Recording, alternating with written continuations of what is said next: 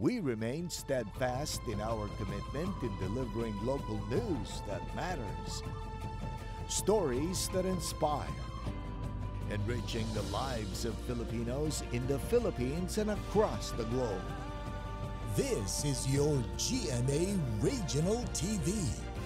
Buong puso para sa Pilipino. Ito ang Mornings with GMA Regional TV. Magandang umaga, ito ang Mornings with GMA Regional TV. Hatid namin ang mahalagang lokal na balita mula sa Luzon. Narito na ang mga unang balita.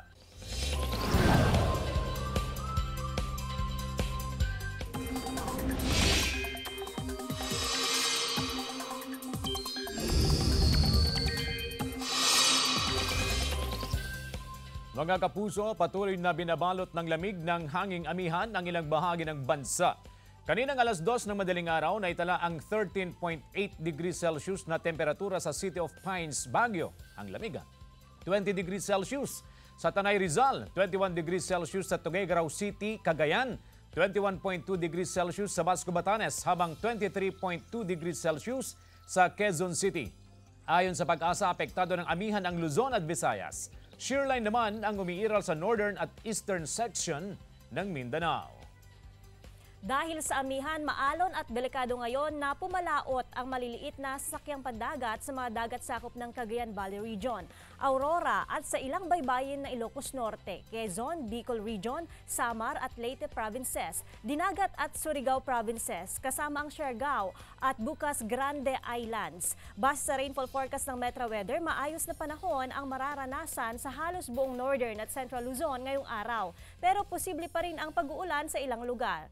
Light to moderate rains ang maasahan. Ilang taniman ng gulay at bulaklak apektado ng malamig na temperatura sa Atok, Benguet. Ang detalye ay hatid live ni Russell Semorio. Russell, good morning. Good morning, Joanne, at good morning sa ating mga kapuso. Live tayo ngayon dito sa Barangay Paway sa Atok, Benguet, kung saan nakangangatog na lamig ang gumising sa mga residente at sa mga magsasaka.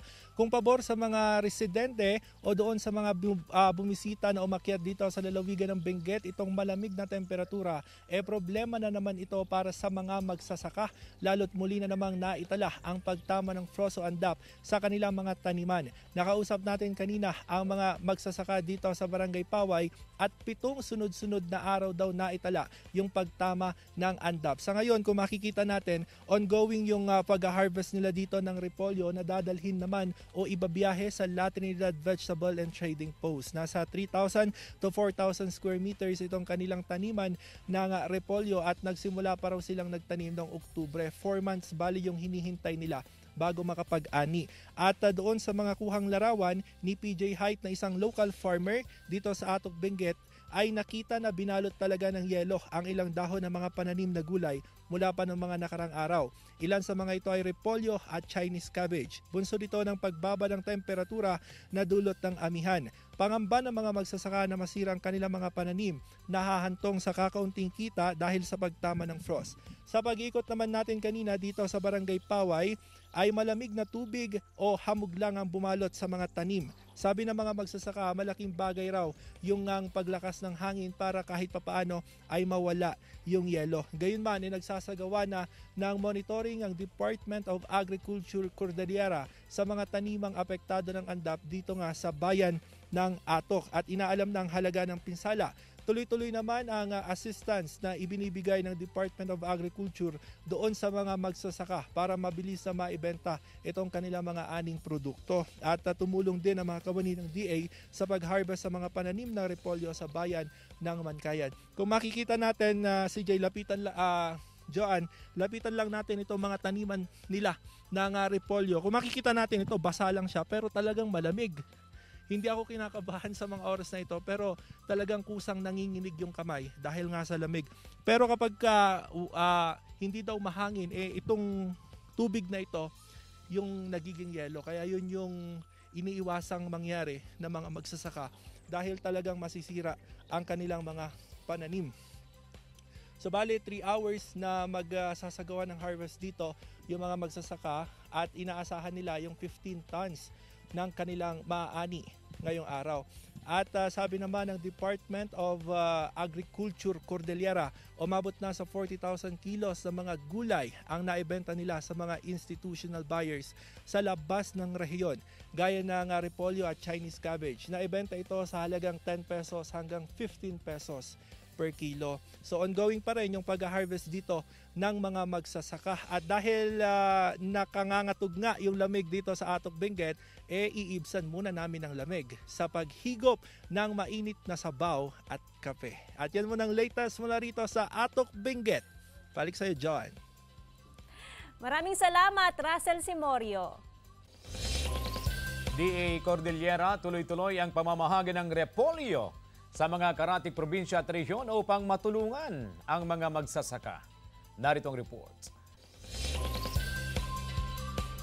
Nagpapatuloy ang distribusyon ng repolyo ng Department of Agriculture Cordillera sa mga karatig probinsya at rehiyon upang matulungan ang mga magsasaka na maidispose o maibenta ang kanilang mga produkto. Ito ay sa pamamagitan ng Highland Veggie Connect sa tulong ng Kadiwa on Wheels ng gobyerno. Tumutulong ang tanggapan sa pag-ani, pag-transport at pagbenta ng Highland vegetables. Ayon sa DA Cordillera, nararanasan ang oversupply ng cabbage at Chinese petchay o wombok dahilan para bumagsak ang presyo nito sa 10 pesos per kilo. Na-stock din umano ang produkto sa mga taniman at trading post sa Benguet dahil halos walang truckers o buyers na umaakyat upang bilhin ang mga ito. Pero kung mababa ang presyo ng repolyo sa Cordillera, mataas naman ang presyohan nito sa mga palengke sa lowland. Gaya na lamang sa pamilihang bayan ng Calasiao, naglalaro ang presyo ng repolyo sa 40 hanggang 60 pesos per kilo. Sa ibang lugar po, like sa Baguio po, pag hindi kasi nila nadidispose, kaya po pag sa Ordaneta na pupunta madami pong bulok, kaya po kunwari pag bibili po kami ng isang balot, pag po nilinisan po namin yun, madami pong nalulusaw, kaya po tinatasan po namin ng konti yung price. Tumaas din ang presyo ng ilang Highland vegetables. Pang 2 linggo na raw ang biniling supply ni Rex para makatipid. Sa diesel, tumataas para minsan na lang yung pagbili mo sa palengke. Hindi naman kasi stable yung diesel natin, di ba? So pag tumaas yung diesel, yung gasolina, matik yun, tataas lahat ng produkto. Joan Punsoy para sa Mornings with GMA Regional TV. Nararanasan daw ang maraming supply ng imported na bigas sa mga pamilihan ayon sa Samahang Industriya ng Agrikultura. Ayon sa Sinag, hanggat hindi pa nagsisimula ang anihan ng second cropping ng mga magsasaka, aasa ang bansa sa importasyon. Mula sa 55 pesos kada kilo noong nakaraang linggo, pumalo na sa 58 pesos per kilo ang regular milled rice sa Balimgas Public Market sa Dagupan City. Nasa 60 pesos naman ang kada kilo ng first class na bigas. Magtatagal umano ang mataas na presyo ng bigas hanggang Marso. Nabulilyaso ang sanay pagdi-deliver ng nasa 700 manok na nagkakahalaga ng 248,000 pesos sa Santa Cruz, Ilocos Sur. Ito'y matapos harangin ng mga kawani ng quarantine checkpoint sa bayan ng Tagudin.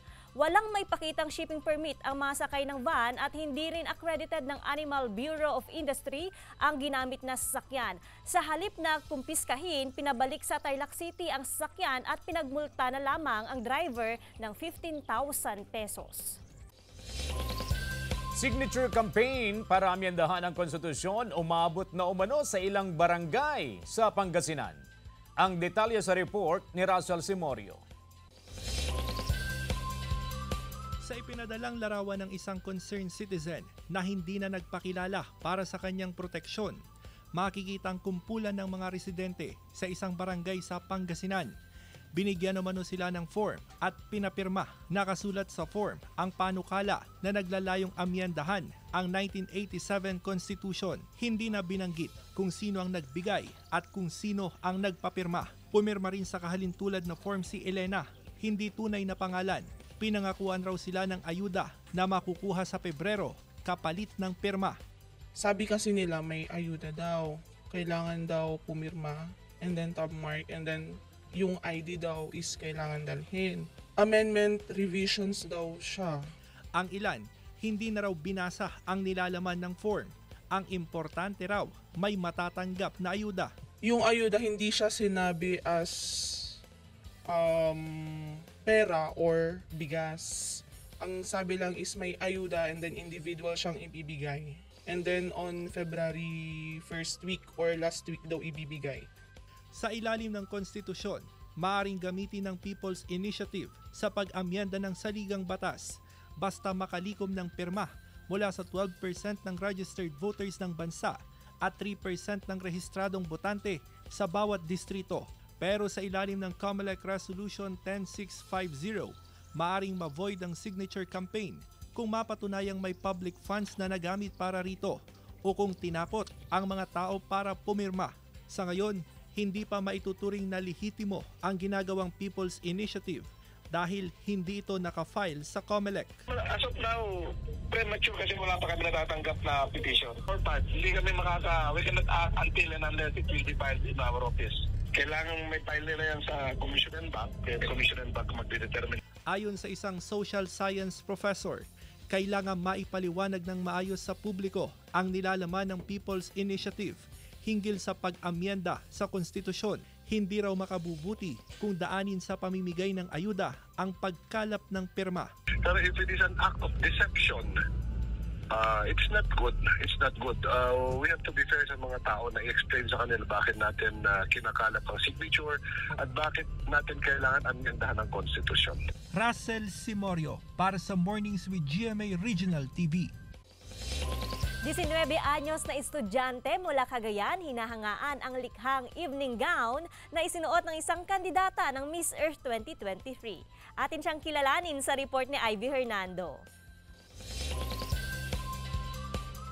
Isa na naman Pinoy ang nagangat sa watawat ng Pilipinas sa international arena. Ito ay sa larangan ng fashion design. Kinikilala ngayon ang husay ng 19 anyos na si Inan Novientaloza mula Barangay Pakak, Alakapan, Cagayan.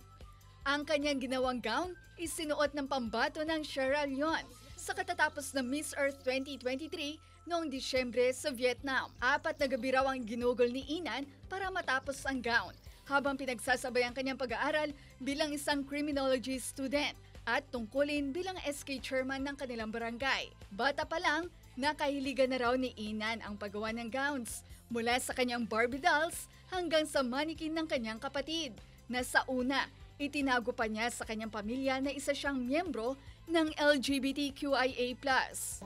Nung time po ng high school po kasi hindi pa ako masyadong out po sa family ko. Like parang tinatago ka lang po na bading ako, ganun. Tapos, nung saka lang po ako ganun na bading-bading talaga at lambot-lambutan po ako pag may mga seminars po si Papa pag umaalis po siya. Sa gay pageant na nalaman ng pamilya ni Inan na isa siyang miyembro ng LGBTQIA+. Gayunman, buo raw ang natanggap niyang suporta mula sa kanyang pamilya. Sila rin daw ang tumulong at inspirasyon sa mga disenyo nang di na niya mabilang na gown na naisuot sa iba't ibang beauty pageants, mapa-local man o sa international scene. Ivy Hernando para sa Mornings with GMA Regional TV. Usapang pabahay kasama ang Department of Human Settlements and Urban Development sa pagbabalik ng Mornings with GMA Regional TV. Ito ang Mornings with GMA Regional TV. Ito ang Mornings with GMA Regional TV.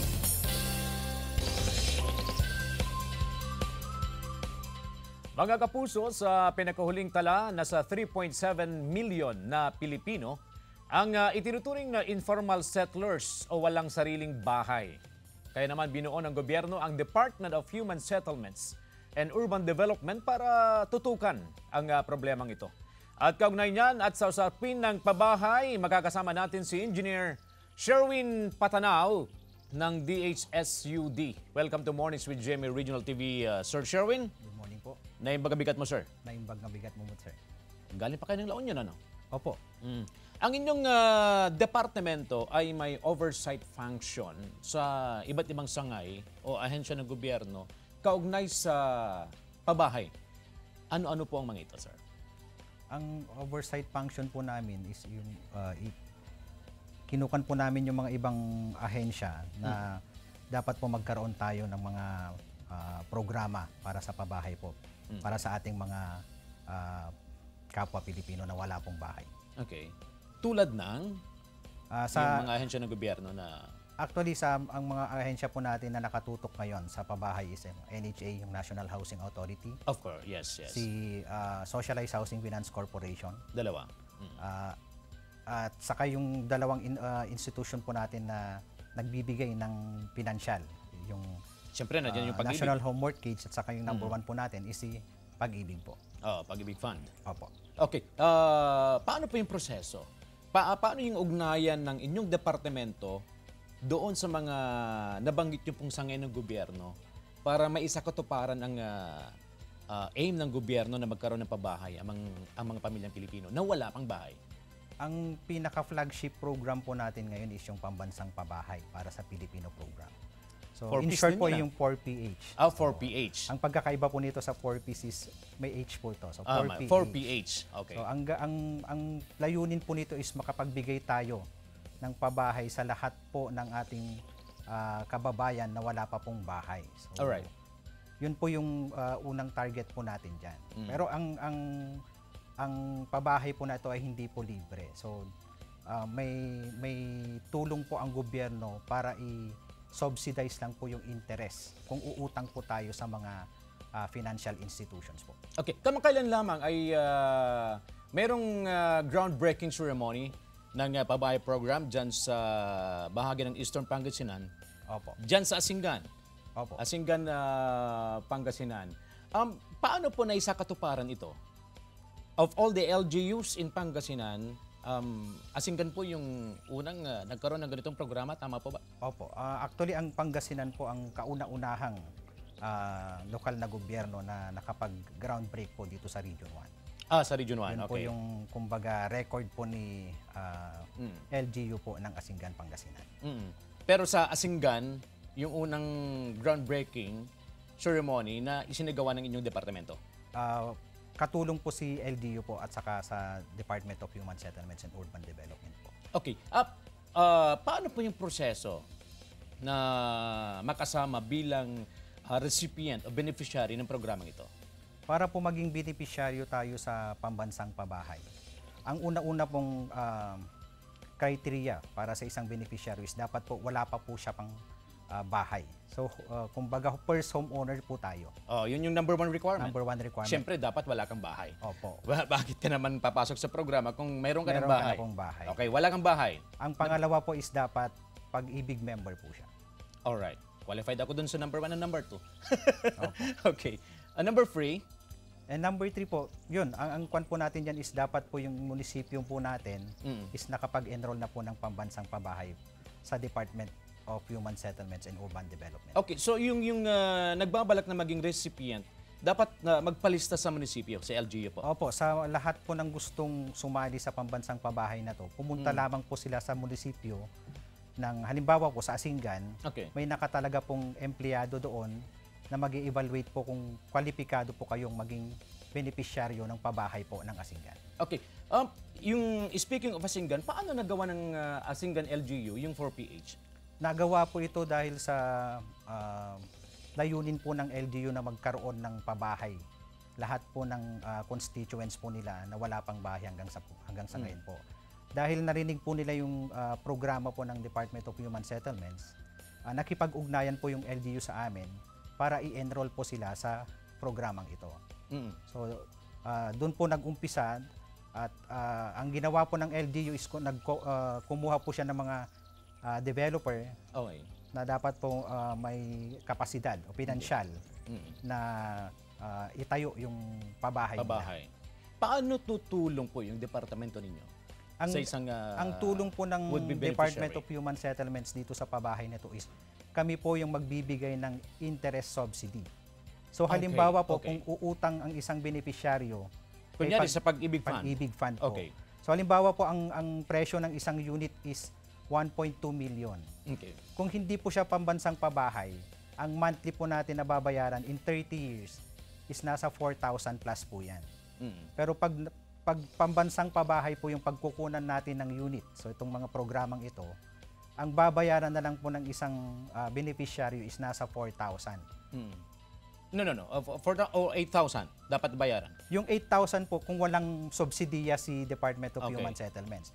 Pero Pag pag meron- pumasok na po yung subsidiya ni Department of Human Settlements, nasa 4,000 plus na lang po ang babayaran ng isang 50% beneficiary. din, ano? Malaking tulong.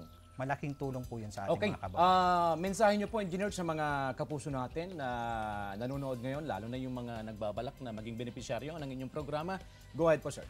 Sa lahat po ng gustong maging beneficiaryo ng pambansang pabahay po natin, pumunta lamang po kayo sa mga munisipyo po ninyo na may mga naka-enroll na po sa pambansang pabahay at magpalista lamang po kayo doon. May mga nakatalaga po silang empleyado para tugunan po kayo kung gusto nyo pong magpalista. Alright. Tara na, mga kapuso. Mga kapuso, nakasama natin si Engineer Sherwin Patanao ng DSSUD. Diyan lamang po kayo, mga kapuso, magbabalik ang Mornings with GMA Regional TV.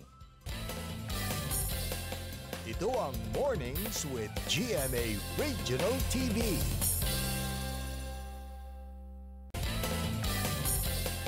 Ito ang Mornings with GMA Regional TV.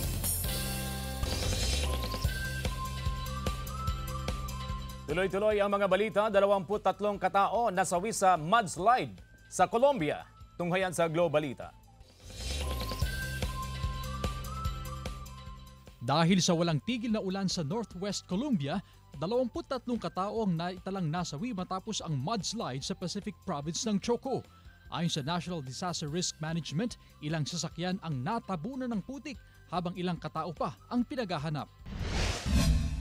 Sa Indonesia, ilang residente sa Sumatra ang isinugod sa pagamutan dahil sa hirap sa paghinga. Iti matapos pumutok ang Mount Marapi at maglabas ng makapal na abo. Babala naman ng otoridad ang pagsusuot ng face mask sa mga apektado ng volcanic ash. Napuno ng kulay ang kalangitan sa Karen Lagoon sa Santiago para sa First International Air Balloon Festival. Iba't ibang hugis at kulay ng giant balloons ang pinilipad sa ere ng mga enthusiast. Marami ang dumayo para saksihan ang festival na unang ginawa sa South America noong 2002. Unang beses nag-host ang Chile ng Balloon Festival. Chris Zuniga para sa Mornings with GMA Regional TV. Pilot episode ng Love, Die, Repeat, sinubaybayan ng mga kapuso sa GMA Prime. Narito ang report. Inabangan ng mga kapuso ang pagbabalik TV series ni Kapuso Ultimate Star Jenilyn Mercado sa World TV premiere ng Love, Die, Repeat kasama ang multi-talented actor na si Sian Lim. Subaybayan sa intense heavy drama kung ano ang pakiramdam na gusto mong ibalik ang oras sa nakaraan bago mawala sa iyo ang taong pinakamamahal mo. Marami ang nahook sa pilot episode nito dahil sa kwento na mala deja vu. Abangan ang mga kapanapanabik na eksena sa Love, Die, Repeat, gabi-gabi 8:50 PM sa GMA Prime. Mapapanood si Raver bilang Jordan, isang lalaki na may dalawang legitimate na asawa sa GMA Prime series na Asawa ng Asawa Ko. Unang asawa ni Jordan si Christy, ang karakter ni Jasmine Curtis Smith. Nawala si Christy ng 4 na taon mula nang dakipin ng armadong grupong Kalasag sa pangunguna ni Leon na ginagampanan ni Joem Bascon. Habang nagluluksa, nakahanap ng bagong pag-ibig si Jordan kay Shaira na ginagampanan ni Lizelle Lopez. Sa totoong buhay, iginiit ni Raver na ipaglalaban niya ang kasintahang si Julian San Jose kahit wala siyang kaagaw. Ito'y para masigurong hindi na ito makakahanap ng iba. Subaybayan ang Asawa ng Asawa Ko, 9:35 PM pagkatapos ng Love, Die, Repeat sa GMA Prime. Gab De Luna para sa Mornings with GMA Regional TV. Geographic Miniatures, ibinida ng mga estudyante ng isang kolehiyo sa San Carlos City, Pangasinan. Silipin sa report ni Jasmine Gabriel Galban. Agaw pansin ng geographic miniature na gawa ng mga first year information technology student ng Binalatongan Community College sa San Carlos City, Pangasinan. Kuhang-kuhang detalye ng mga pampublikong gusali na ginawa ng mga estudyante. Gaya ng San Carlos City Hall na ultimo malilita detalye ay nabigyan ng buhay ng mga estudyante. Kaakit-akit naman ang miniature ng St. Dominic Minor Basilica. Ginawan din ng miniature ang kanilang paaralan. Ilang linggo raw itong binuo ng mga estudyante. Nag-come up po kami ng measure po para mabuo po yan. It po yung pagod namin at puya.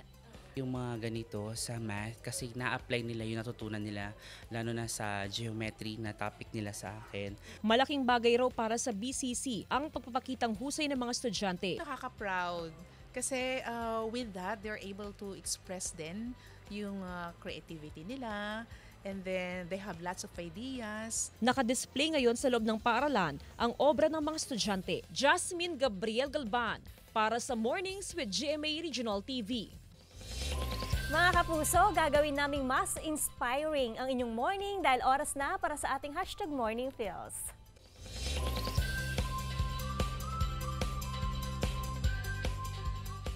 By far, the greatest and most admirable form of wisdom is that needed to plan and beautify cities and human communities. By Socrates, a Greek philosopher.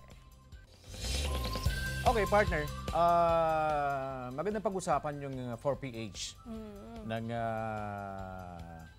gobyerno, yung pambansang pabahay para sa Filipino program. Lalo na sa mga individual na katulad po natin na naghahagad ng sariling bahay. Magandang programa ito na dapat yakapin ng mga kapuso natin. Especially partner yung mga kababayan natin na hirap mag-umpisa. Paano nga ba simulan itong pagpapatayo ng kanilang bahay? At least meron ng kaagapay na sangay ng gobyerno para matulungan sila. Mga kapuso, abangan din mamaya ang mga balita at impormasyon sa One North Central Luzon, 5:15 p.m. mga kapuso. 5:10. 5:10. Maraming salamat mga kapuso sa pagtutok sa Mornings with GMA Regional TV. Samahan nyo kami mula Lunes hanggang Biyernes. Ako po si Joan Punsoy. Maaaring mapanood ang ating episode sa www.gmaregionaltv.com at mag-subscribe sa official YouTube channel ng GMA Regional TV. Ako po si CJ Torida. Buong pwersa para sa mas malaking misyon at mas malawak na paglilingkod sa bayan.